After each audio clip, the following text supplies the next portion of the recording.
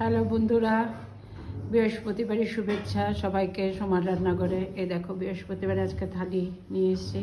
ভাত, মেথি শাক আর পমফ্রেট মাছ দিয়ে তাওয়া ফ্রিজ করেছিলাম। পমফ্রেট মাছটাকে ম্যারিনেট করে নিয়েছিলাম। কাঁচা লঙ্কা, লেবুর রস, দই, পেঁয়াজ বাটা, রসুন বাটা দিয়ে ভালো করে ম্যারিনেট করে, কাঁচা লঙ্কা বাটা দিয়েছিলাম, তারপরে দই দিয়েছিলাম আর পেঁয়াজ রসুন বাটা দিয়ে ম্যারিনেট করে 10-15 মিনিট রেখে দিয়েছি। তারপরে ওইটাকে তাওয়াতে ধীরে ধীরে ফ্রাই করেছি। আর সেই সাথে একটা ছোট্ট মিনি মাছ ছিল, ওটাকেও আমরা বেদাও বলি, মেনিও বলি। এগুলো এখন আর দেখা যায় না, কালকে দেখলাম একদম ছোট ছিল, তারপরও নিয়ে এসেছি। পমফ্রেটটাও খুব বড় না, ছোট সাইজেরই।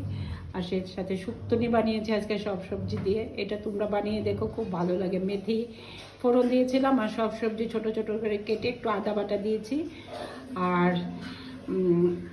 আর একটু নুন, মিষ্টি আর একটু হলুদের গুঁড়া, আর কিচ্ছু দিইনি এটার মধ্যে। এভাবে শুক্তনিটা একবার তোমরা বানিয়ে দেখো। আর কালকে কই মাছ পেয়েছিলাম।